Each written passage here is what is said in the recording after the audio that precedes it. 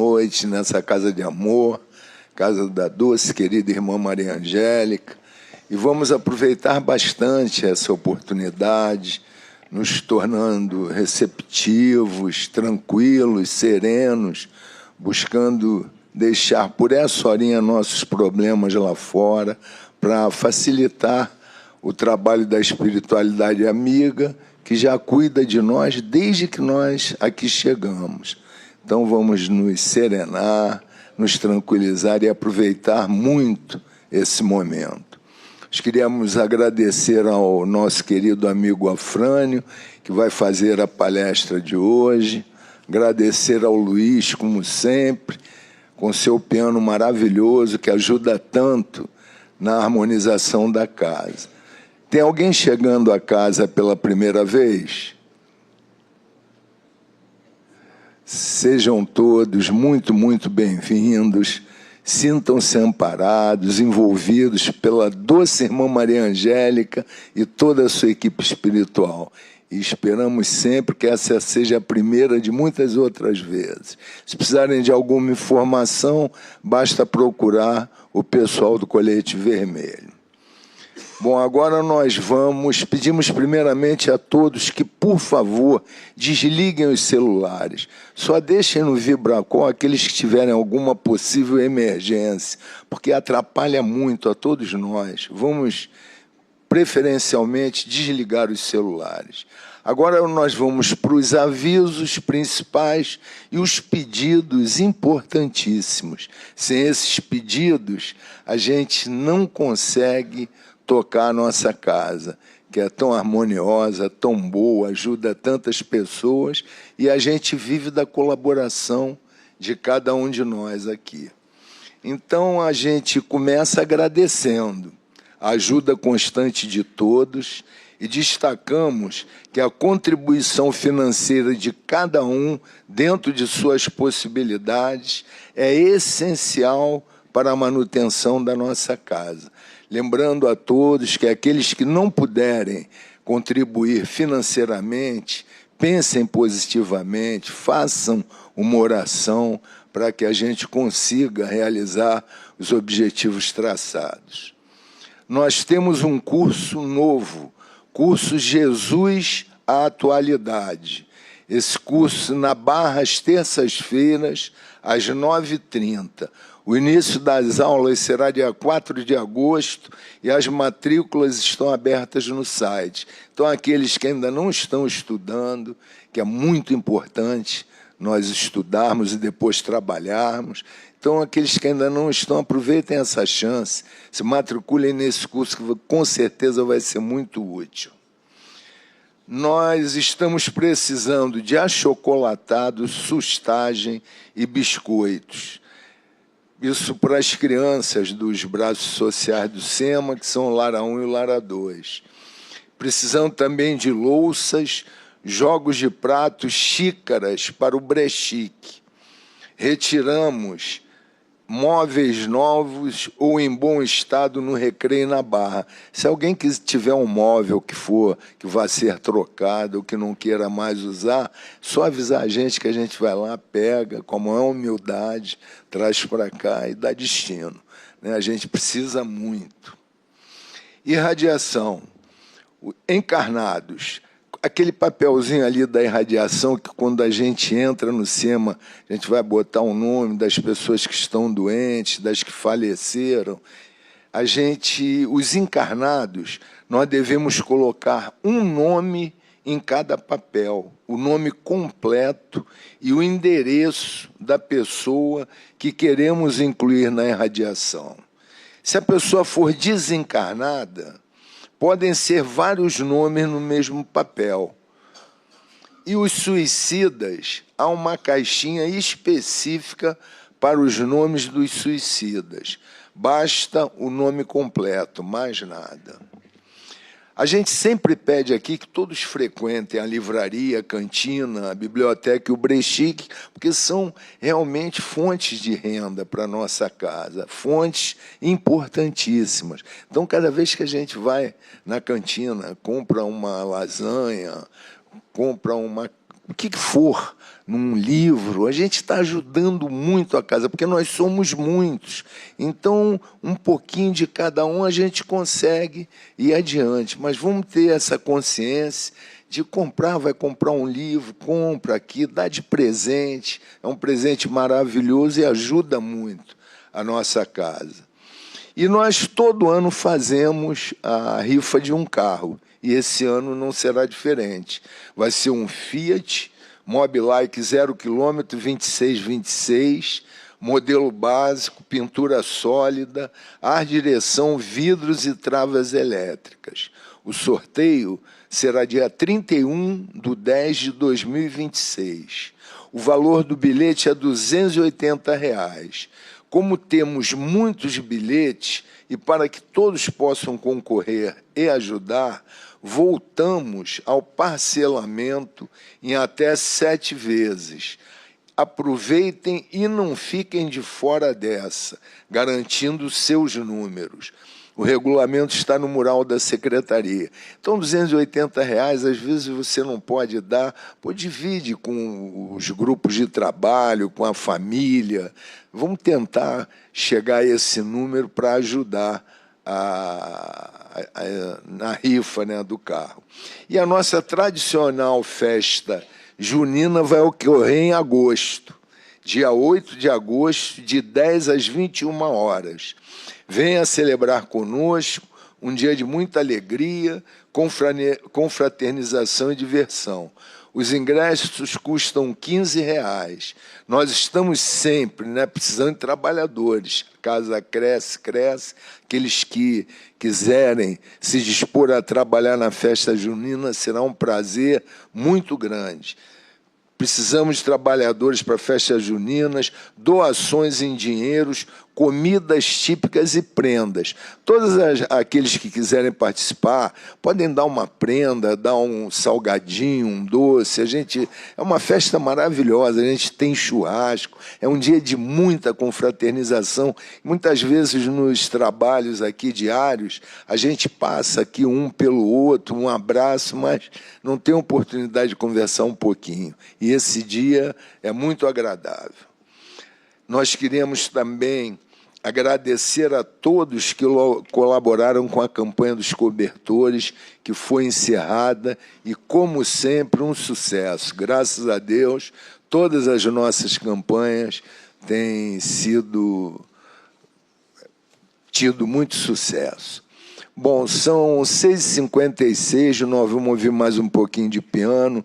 Antes, lembrando que a nossa reunião terá duração de mais ou menos 1 hora. Nós vamos nos preparar às 7 horas com uma psicografia recebida em nossa casa. Depois nós vamos para a palestra do Afrânio. Depois o momento do passe, sem manifestação ostensiva, e depois a prece final para o nosso encerramento.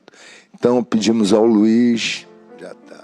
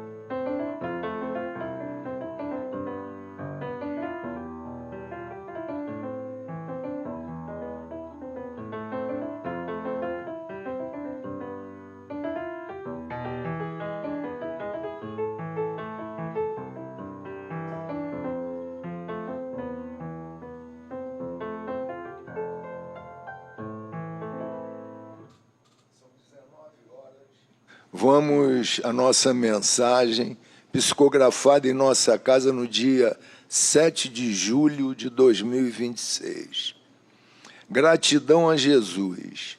Senhor Jesus, a Ti nos entregamos por reconhecermos a Tua luz, a Tua bênção e a Tua misericórdia para com todos os filhos amados do Pai. Piedade, Senhor, inspira-nos a palmilharmos os caminhos com os pés descalços e as mãos desarmadas, para prosseguirmos na estrada que percorreste, em paz e mansidão. Mesmo durante os períodos mais dolorosos, marcados pela incompreensão dos espíritos que ainda se mostravam endurecidos por desconhecerem um amor maior. Ó Senhor, que as lágrimas derramadas encontrem em Ti o bálsamo que as enxuga e que fortalece a fé dos irmãos sofridos, para que não se sintam desamparados. Ó Senhor, alivia os corações que padecem pela desesperança de dias melhores, para que possam encontrar em Ti a força e a coragem para seguirem a jornada com firmeza e a certeza de que tudo passa quando se tem Deus no coração. Ó Senhor, pede a Deus por todos nós, para que nos mantenhamos na seara por Ti percorrida, exemplificando à humanidade como agir para alcançar o ápice do amor ao qual fomos destinados. Gratidão, Senhor, por toda a eternidade. Irmão João. Então, depois dessa mensagem tão linda, tão instrutiva de irmão João, vamos todos elevar os nossos pensamentos a Deus, a Jesus, a doce querida irmã Maria Angélica, a todos esses amigos espirituais que estão ao nosso lado, nos ajudando, nos orientando, e pedir que nos mantenham ligados, muito atentos ao estudo que o Afrânio preparou para todos nós com muito carinho. Que o nosso querido amigo seja envolvido e inspirado por esses benfeitores espirituais e traga o seu trabalho com muita tranquilidade. Graças a Deus.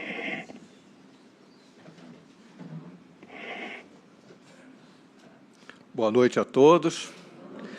Primeiro, obrigado aí pela presença de todos.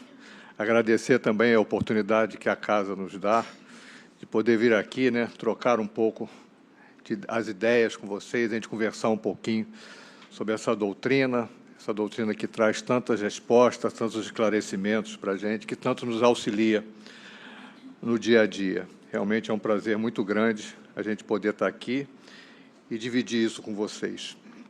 O que a casa nos dedicou para o estudo de hoje é um capítulo do Livro dos Espíritos, está na parte 4ª, capítulo 2.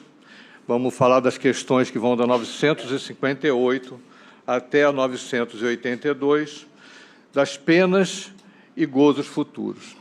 Kardec já abre essa parte do Livro dos Espíritos com duas perguntas bem simples, né? E são perguntas que, com certeza, ou nós ainda estamos fazendo, ou perguntas que, com certeza, em algum momento, nós fizemos. Logo na questão 958 e 959, que são as duas primeiras perguntas que abrem esse capítulo, Kardec pergunta, na primeira questão, por que tem o homem instintivamente horror ao nada? Isso é uma pergunta que normalmente nós fazemos, né? Está na curiosidade de todos nós. E a espiritualidade responde de uma forma simples e direta. Quando Kardec pergunta, então, por que o homem instintivamente tem esse horror ao nada, os espíritos respondem a Kardec simplesmente porque o nada não existe. Logo na pergunta seguinte, então, Kardec questiona, então, de onde nasce para o homem esse sentimento instintivo da vida futura. E os espíritos respondem, então, a Kardec, que já dissemos, antes de encarnar, o espírito conhecia todas essas coisas e a alma conserva vaga lembrança do que sabe e do que viu quando no seu estado espiritual. Então, nós trazemos duas respostas curtas dos espíritos, mas que, ao mesmo tempo, nos mostra que esse horror, esse medo, que muitas das vezes nós temos do que aqui é denominado como nada, não é simplesmente uma fraqueza nossa. A gente não precisa se preocupar com relação a isso. É o espírito reconhecendo de dentro o que a razão ainda não nos formulou. E isso nos traz uma luz, nos lança uma luz completamente nova sobre algo que todos nós já sentimos. Sabe, aquela sensação difusa, aquela certeza que nós temos que existe algo mais além dessa nossa vida material. Entender que isso não é uma superstição, não é um medo. Isso vem justamente da nossa memória espiritual, da memória que nós temos do que nós fomos e onde nós estávamos antes de aqui estarmos encarnados. Nós, como espírito, sabemos, de alguma forma, que já vivemos sem o corpo. E é por esse motivo que essa lembrança ressurge muitas vezes para nós como uma intuição. Santo Agostinho mesmo, por exemplo, descreveu esse fato com uma frase onde dizia como sendo o nosso coração inquieto, simplesmente buscando aquilo que perdeu.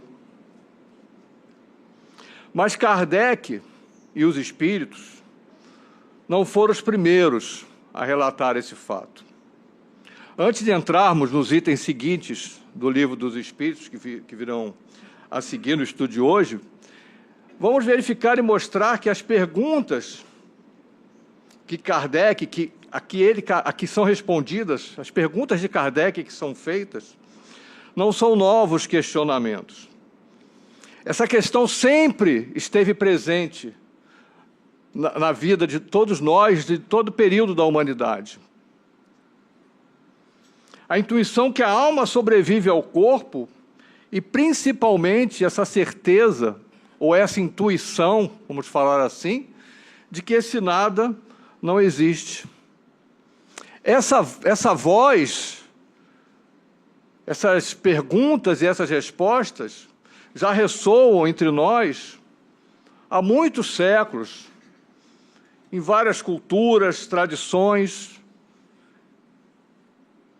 e culturas e tradições totalmente diferentes da que nós vemos hoje. Eu quis trazer aqui uma relação para a gente poder entender há quanto tempo nós nos perguntamos as mesmas coisas e há quanto tempo isso é tentado, de uma certa forma, ser explicado a todos nós. Vamos começar com Pitágoras, século VI a.C., uma frase que ele cunhou e disse que a alma é imortal. Nós estamos falando do século VI a.C. A alma é imortal, está sujeita à transmigração.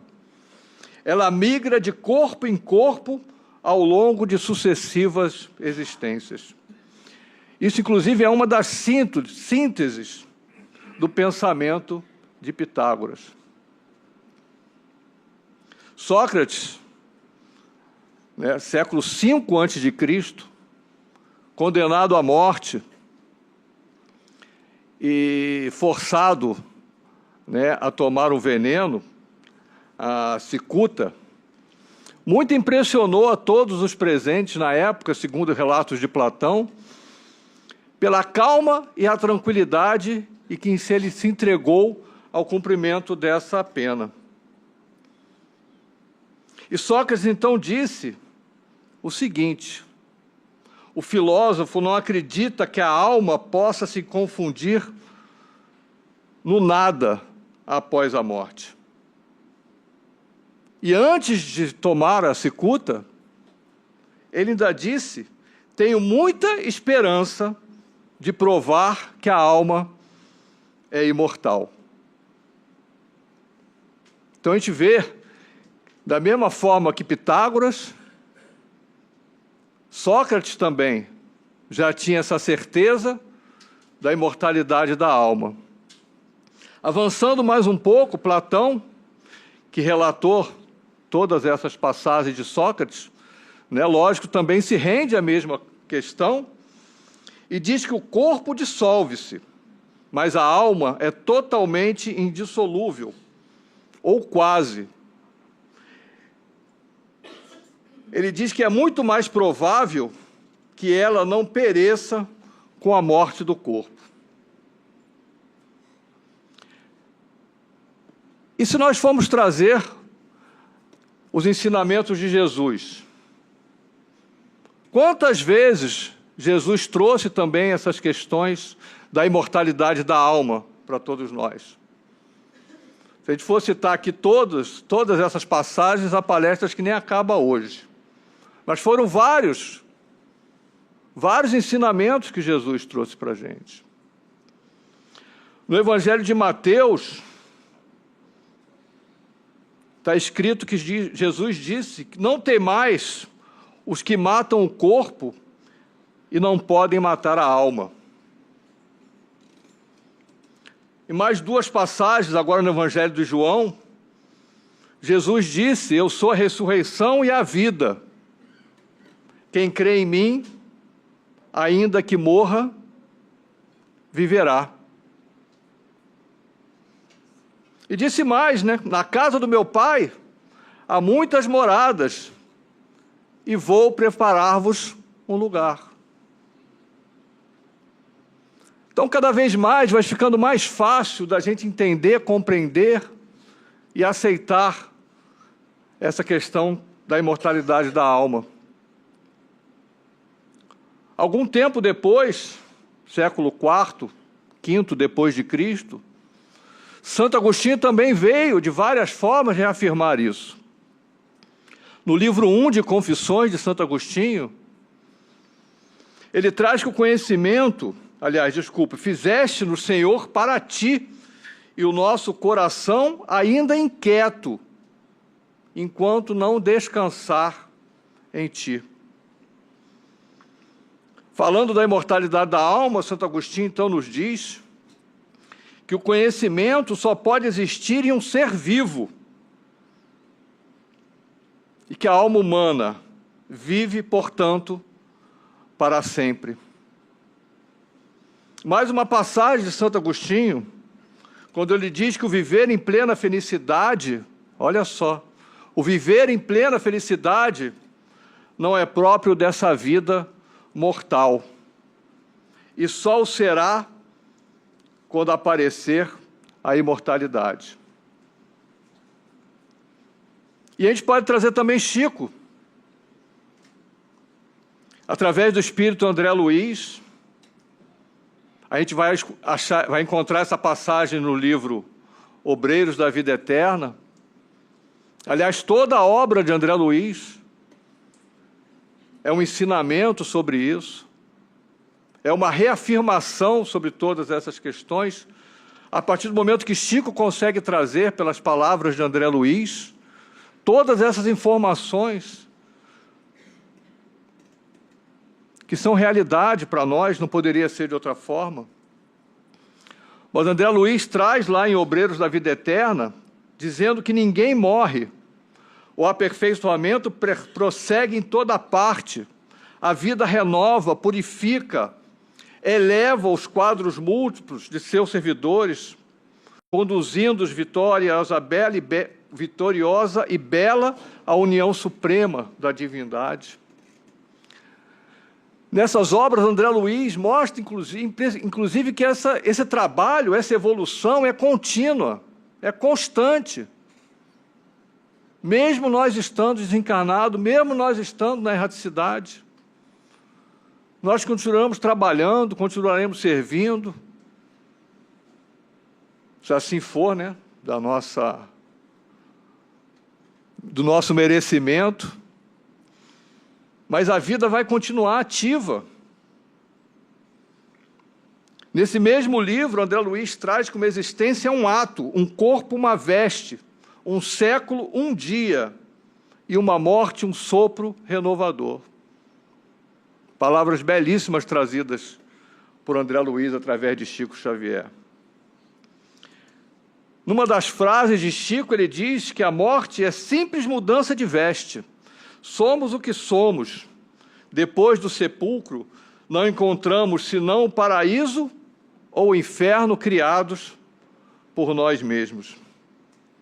Então, nessa pequena relação com Pitágoras, Sócrates, Platão, Santo Agostinho, Jesus, Chico Xavier, cada um em seu tempo, em sua língua, em seu caminho, mas todos chegam ao mesmo lugar.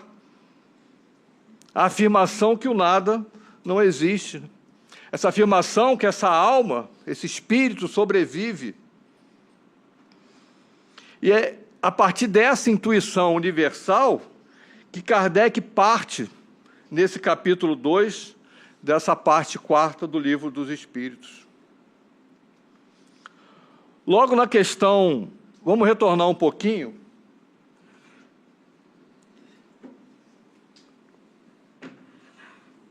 para a questão 165 do Livro dos Espíritos. Como é tratado um pouco a questão dos primeiros momentos após a morte, né? Após o desencarne do corpo físico. Quando Kardec pergunta como é esse primeiro momento? Como acontece? Como é esse primeiro momento? Como é que nós, espíritos, experimentamos essa passagem?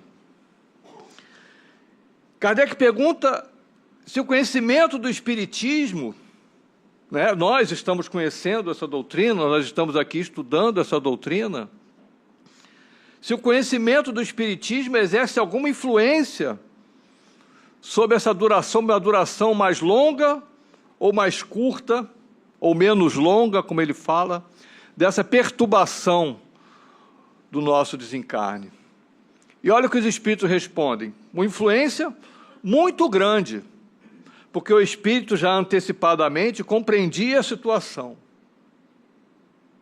Mas só isso não basta. Na segunda parte da resposta, os espíritos nos trazem o mais fundamental.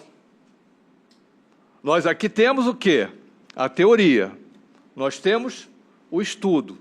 Nós temos o aprendizado nos cursos da casa, nas palestras. Isso nos dá uma facilidade através dessa compreensão da situação. Mas os espíritos alertam. A prática do bem e a consciência pura são o que maior influência exercem. E trazendo uma outra obra de Kardec, no livro Céu e Inferno, lá no seu capítulo 1, na segunda parte, nesse livro a gente vai ver nessa segunda parte, vários depoimentos trazidos por espíritos, em várias situações, espíritos felizes, espíritos sofredores, espíritos suicidas. E sendo evocado na Sociedade Espírita de Paris, eles vão trazer os depoimentos, falando sobre esse momento da passagem e falando sobre essa vida agora no mundo espiritual.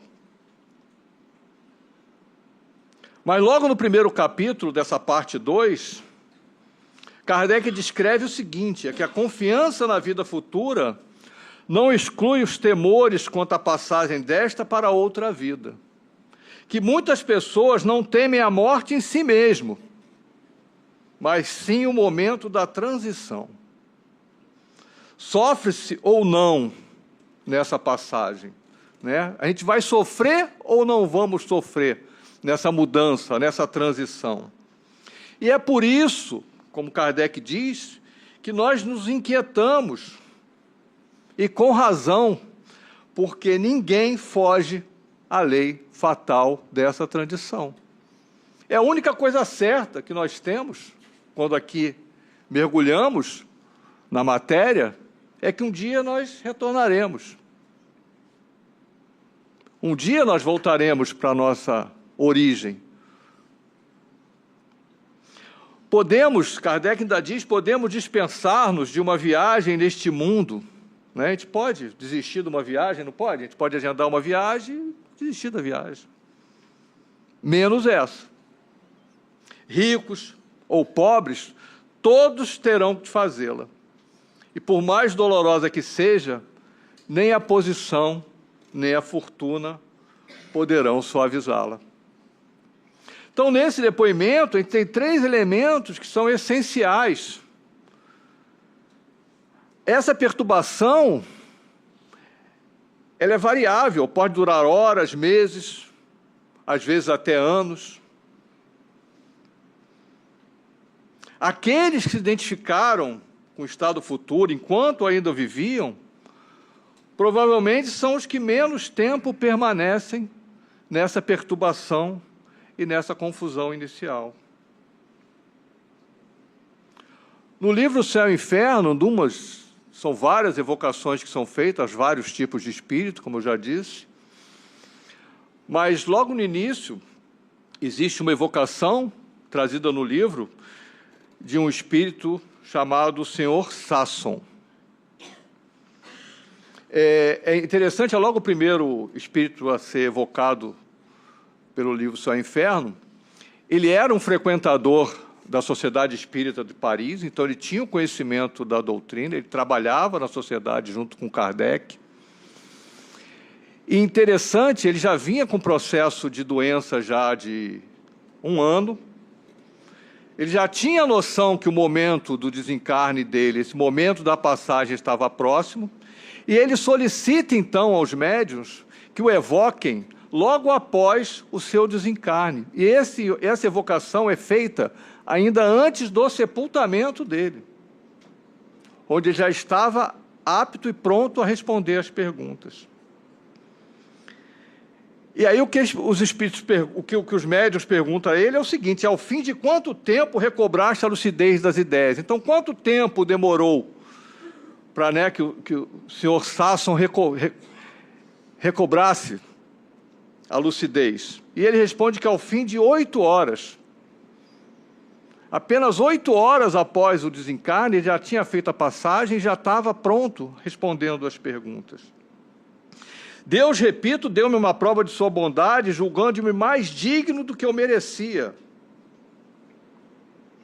E aí os espíritos respondem, os médiuns, perguntam a ele, se estás bem certo de não pertencer-te mais ao nosso mundo, e em caso afirmativo, como constatai tal situação? O que ele responde que certamente eu não sou mais desse mundo, mas estarei sempre ao vosso lado, para protegê-los e sustentá-los. Nesse livro também é trazido, nos casos de morte violenta, súbita, às vezes suicídio, o espírito ele fica espantado e muitas das vezes ele demora a entender ou a acreditar que ele já está morto. Normalmente, nesse momento de perturbação, ele tentando se comunicar com o que os ama, sem entender porque não é ouvido. Ele até vê o próprio corpo, mas não compreende a separação. Tem até um caso, lembrei agora aqui, de um palestrante espírita, que ele foi fazer palestra, ele morava em Petrópolis, não sei se alguém já conhece essa história. E ele veio fazer a palestra numa casa espírita, já tarde da noite, acabou a palestra, ele pegou o carro e voltou para casa, e estava chovendo. E aí, no meio do caminho, ele perdeu o controle do carro, e o carro caiu numa uma ribanceirazinha assim na Serra de Petrópolis, né? Mas não teve nada com ele, tudo bem. Ele conseguiu sair do carro e conseguiu subir de volta até a pista, né? E aí, todo sujo, de noite, chovendo, ele começou a fazer sinal, pedindo ajuda para os carros que passavam, né? E ninguém parava para ele. Passou um, passou dois, passou três. E ele chegou à conclusão seguinte, falou assim, bom, desencarnei, né? Se eu estou aqui, ninguém está, né, me vendo, desencarnei. Nisso ele olha, vem uma pessoa andando pela pista com a Bíblia debaixo do braço. Ele já consciente, com a certeza do desencarne, ele chama essa pessoa e fala para ele o seguinte, fala assim, meu amigo, me ajude. Eu acabei de sofrer um acidente e morri. Bom, não precisa dizer mais nada, né? O cara saiu correndo, largou ele lá. E ele não morreu. Ele continua fazendo palestras até hoje. Mas a gente precisa entender, às vezes, né? Porque às vezes a gente tem tanta certeza, a gente conhece tanto, né? Mas fica a dica, né? Se você falar com uma pessoa, duas, três, quatro, de repente ninguém te respondeu, corre para cá, vem aqui para o SEMA, que aqui alguém vai atender você com certeza. Mas vamos lá, um segundo caso que a gente tem aqui é de Samuel Philip, que ele é tratado, tem a história dele no livro, aliás, quem que depois vocês quiserem ler, vale a pena, mas ele é tratado como um homem de bem. É um homem que sempre trabalhou no bem, sabe, nunca fez mal, uma pessoa exemplar. E ele relata, então, que essa separação completou-se sem dor, sem esforço, sem que eu mesmo tal me apercebesse. Ignoro que tempo durou o sono, que foi curto, aliás. Não sentia mais dores, exultava de alegria, queria erguer-me e caminhar, mas um torpor, nada desagradável, antes até deleitoso, me prendia, e eu me abandonava a ele prazerosamente, sem compreender a minha situação. Também já ficou lá, né, na tranquilidade. Tudo que me cercava era como se fosse um sonho. Então a gente começa a entender qual a importância que tem da nossa qualidade moral na hora dessa passagem, né? Na hora que nós retornarmos ao nosso mundo espiritual. É que Kardec traz o conhecimento e a moral. São os dois pontos que nós precisamos estar atentos. Já aquele que carrega, né, uma consciência pesada, cheia de ansiedade, angústia, ansiedade e angústia que cada vez aumentam mais quando ele compreende essa situação. Mais uma vez no livro do Obreiros da Vida Eterna de Luiz, vamos ter também vários exemplos com relação a espíritos ainda presos às questões materiais. E aí, no livro Céu e Inferno, um caso de Auguste Michel. Era um rapaz rico, boêmio, gozando larga e exclusivamente a vida material, totalmente apegado às questões materiais. E ele relata, quando evocado, ele diz o seguinte: a queda terrível que me ocasionou a morte perturbou profundamente o meu espírito. Inquieta-me a incerteza cruel sobre o meu futuro. O doloroso sofrimento que meu corpo experimentou nada significa se comparado à perturbação em que me encontro atualmente. Então a gente começa a ver as diferenças em todas essas passagens. Kardec acrescenta um detalhe fascinante, que o fenômeno é análogo ao de um sonâmbulo que não acredita estar dormindo, porque pensa livremente e vê, e por isso julga que não dorme. O espírito, então, recém-desencarnado, ele pensa, vê, ouve, e por isso não acredita que morreu. Essa é a principal questão. E essa ilusão só vai se desfazer quando ele tiver completamente o desprendimento do perispírito. E o que essa questão, então, nos ensina de prático? Que a forma em que nós vivemos é que determina a qualidade desse nosso retorno ao plano espiritual. Uma vida de bem, uma vida de estudo doutrinário, uma vida com uma consciência tranquila, tudo isso nos prepara uma passagem mais serena. Enquanto que uma vida de descuidos morais vai nos trazer uma chegada confusa, vai nos trazer uma chegada angustiante.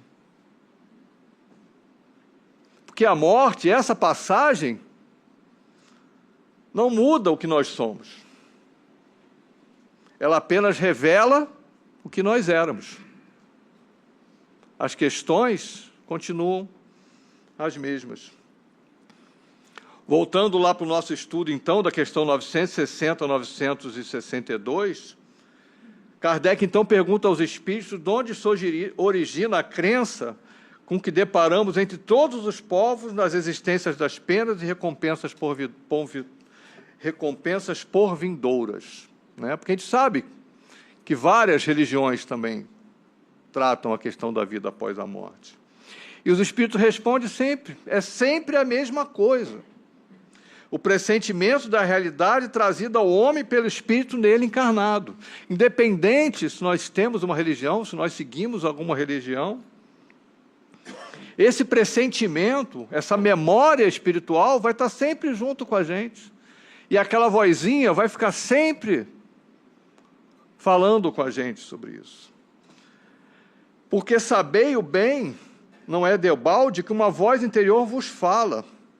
E o vosso erro consiste em não prestar atenção. São os que os espíritos trazem para a gente.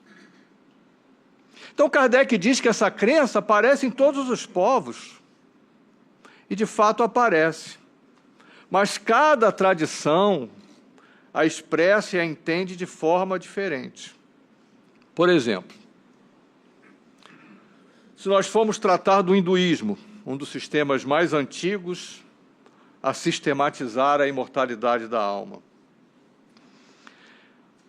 Eles têm um conceito de que a alma é individual, é eterno e imortal, que após a morte reencarne em novos corpos até alcançar a libertação total. Ainda tem as crenças que as penas e recompensas se expressam na lei do karma, onde cada ação produz efeitos que acompanham o espírito nas existências seguintes. No budismo, embora Buda não afirme uma alma permanente nos termos ocidentais, ele ensina a continuidade da consciência após a morte e o ciclo de renascimento. No judaísmo, eles relatam existir um lugar sombrio onde os mortos habitavam. Ou com o tempo, especialmente após o exílio babilônico, desenvolveu-se a noção da ressurreição dos mortos e da recompensa para os justos. A Cabala judaica aprofundou a ideia da alma passando por purificações antes de ascender à presença de Deus. No Alcorão, pelo islamismo, é muito explícito sobre a vida após a morte. Após a morte, a alma entra em um estado intermediário até o dia do juízo final, quando todos serão ressuscitados e julgados por suas obras. No catolicismo, a gente sabe, muitos já passaram por lá, que após a morte, a alma passa pelo julgamento. E ela pode ir ao céu, pode ir ao inferno, ou pode ir ao purgatório.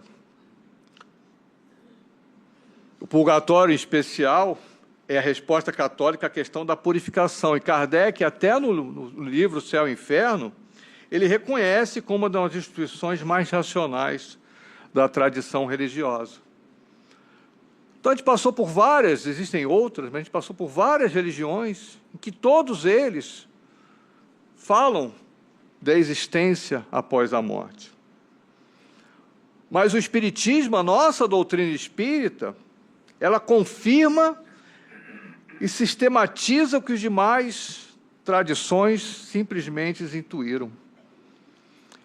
Ela nos traz a certeza que essa alma é imortal, que nós reencarnamos sucessivas vezes em diferentes corpos, diferentes mundos, que nós evoluímos progressivamente rumo a essa perfeição.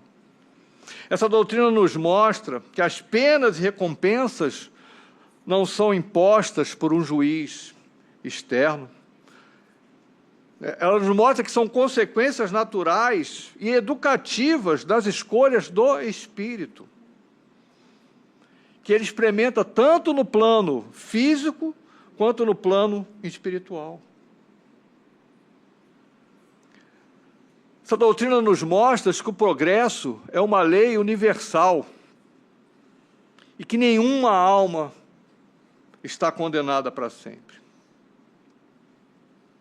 Então perceba um pouco dessa convergência, culturas que jamais se encontraram, separadas aí por milênios, por oceanos, chegam à mesma conclusão fundamental, que existe algum tipo de vida após a morte. E, principalmente, o que é comum a praticamente todas elas, é o que fazemos aqui, importa lá. A voz interior que Kardec fala lá na questão 960 é a mesma que ecoou a todos esses sistemas. E na questão 961, essa é a pergunta-chave para a gente. Essa é a pergunta do estudo de hoje. Kardec pergunta para os espíritos qual sentimento domina a maioria dos homens no momento da morte. Essa pergunta é para nós. Então a gente vai escutar, guardar no bolso, para responder depois. Kardec pergunta isso: qual sentimento domina a maioria dos homens, nós, no momento da morte? A dúvida, o temor ou a esperança? Que cada um pode responder essa pergunta para si mesmo. Mas tem a cola. Os espíritos dão a cola. E eles respondem para Kardec o seguinte: todo mundo respondeu já? Está todo mundo com a resposta? Vamos ver quem tirou nota boa, quem tirou nota ruim, né? Os espíritos respondem o seguinte: a dúvida nos céticos empedernidos, o temor nos culpados e a esperança nos homens de bem. Então, cada um sabe a nota que tirou. Eu costumo falar que eu não tenho medo da morte, não, eu tenho vergonha. Que vai ser complicado. Mas é bom a gente pensar nisso. E a intervenção de Deus, questão 963 e 964, que também é bem interessante, né? Uma dúvida comum, né? Porque a gente sempre fala isso, né? Na hora do aperto, a gente chama quem? Deus. Né? Kardec, então, pergunta com cada homem individualmente, Deus se ocupa? E ele fala isso: não é ele muito grande e nós muito pequenos para que cada indivíduo tenha a seus olhos alguma importância? E os Espíritos respondem que Deus se ocupa de todos os seres que criou, por mais pequeninos que sejam. Nada para a sua bondade é pequeno demais. Então, nesse momento, que é um momento importantíssimo para a gente, que é esse momento dessa nossa passagem, desse nosso retorno para o nosso local de origem, é a certeza que Deus vai estar sempre com a gente. A Ana está aqui na frente, a gente fala isso na aula todo dia. Toda semana a gente fala isso. Deus nunca nos abandona, em nenhum momento. Por qualquer que seja a situação, por pior que a gente ache, a gente tem que ter essa certeza, a gente tem que ter com a gente. Isso não pode ter dúvida. A gente tem que ter essa certeza guardada dentro da gente. Deus nunca nos abandona. Deus não é um juiz que delibera caso a caso. É o legislador que estabeleceu leis perfeitas, e essas leis operam por si mesmas. Kardec até traz uma parábola que é precisa, está lá no Livro dos Espíritos, no estudo de hoje. Como um pai que entrega a um filho, ele traz o exemplo de um pai que entrega a um filho um campo com todas as ferramentas e instruções necessárias. E o resultado da colheita depende inteiramente de quem? Do filho. Com uma diferença fundamental. Deus sempre faculta a nós, por meio de novas existências, recursos para reparar os erros do passado.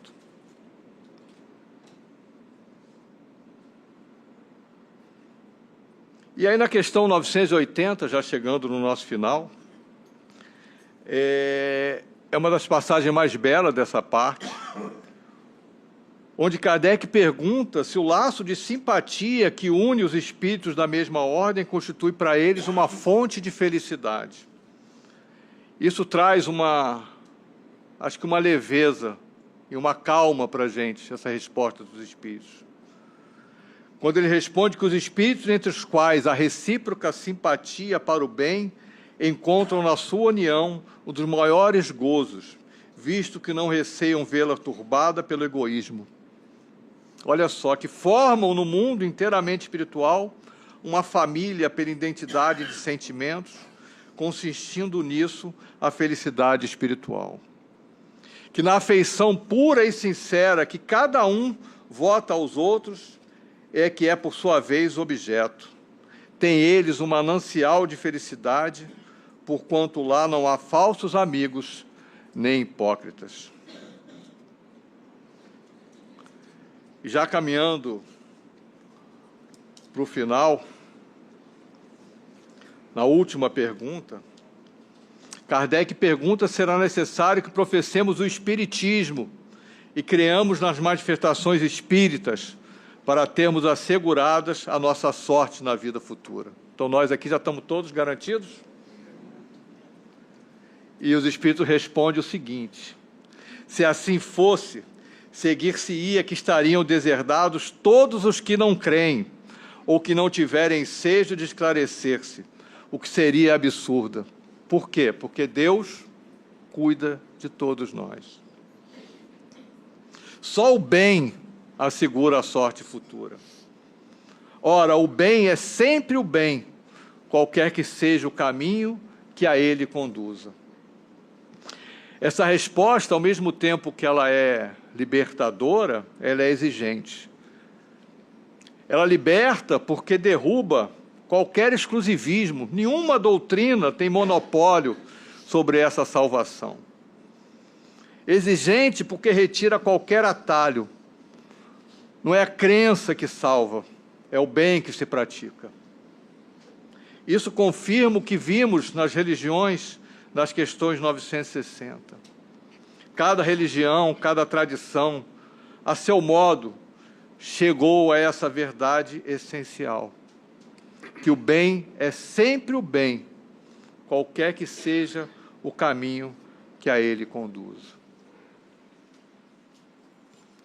Então, para finalizar, vamos finalizar essa viagem, onde nós saímos do horror instintivo ao nada até a certeza que o bem garante o futuro.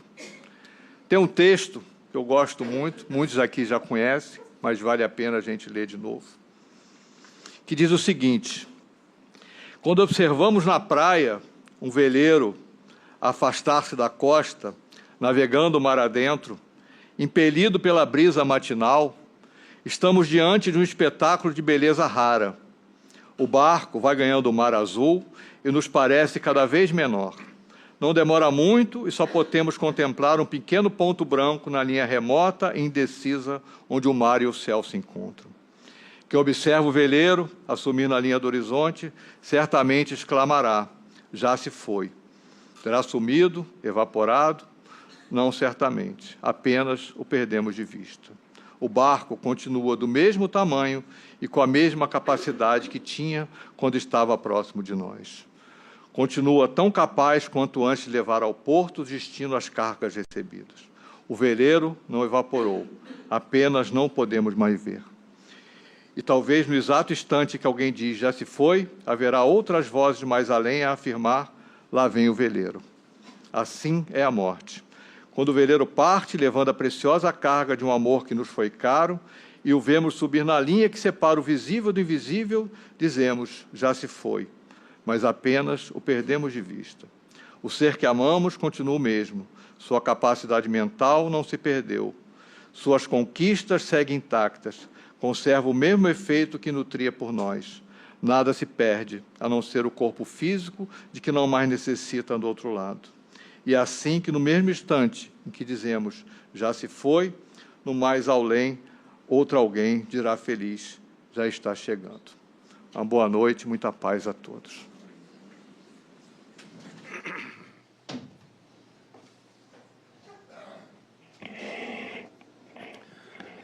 Depois desse estudo tão agradável, que nos trouxe tantos conhecimentos importantes, vamos passar para o momento do passe, pedindo aos médios que, por gentileza, se posicionem.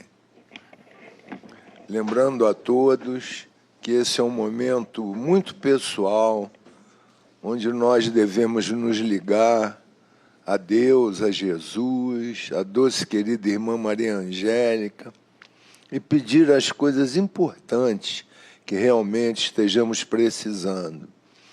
Vamos pedir por nossos queridos, encarnados e desencarnados, na prece final.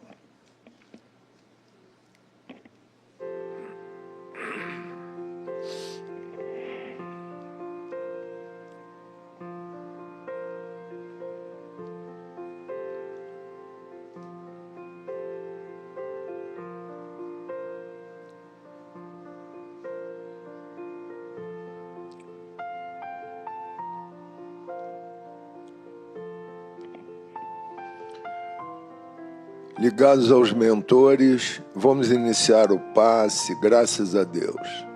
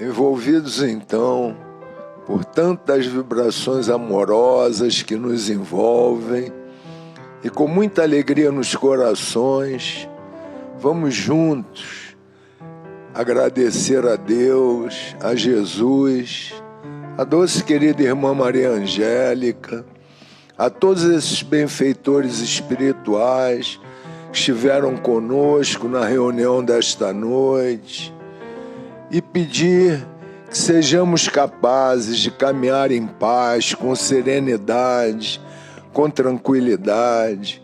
Pedimos também por todos os nomes em nossas caixinhas de prece. Pedimos por todos esses irmãos que vivem em lugares de baixas vibrações, nas ruas, nos hospitais, nas prisões, nos abrigos, que sejam todos muito envolvidos e amparados. Que tenhamos, meu Pai, uma semana com muita saúde, muita paz, e que o retorno aos nossos destinos seja feito com muita segurança. Que Maria Santíssima nos envolva com seu manto sagrado e que possamos seguir firmes, com muita fé e esperança nos corações. Graças a Deus.